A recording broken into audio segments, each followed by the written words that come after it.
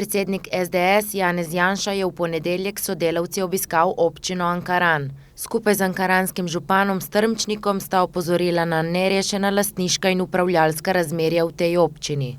Danes občina Ankaran se uspešno razvija, je pa toliko državne infrastrukture na območju občine Ankaran, da je potrebno harmonizirati in usklajevati razvojno in prostorsko načrtovanje s pristojnosti države, torej državno prostorsko načrtovanje in občinsko na drugi strani, zamenjevati nepremično premoženje, skladno razvijati ankaranski polotok. Žal je tukaj še kar nekaj nerešenih vprašanj, predvsem v smislu lastništva ali pa razpolaganja z zemljišči, ki so državna, pa z dostopom do morja in tako naprej. Zdaj nekaj tega smo rešili v prejšnjem mandatu, veliko tega je še odprtega.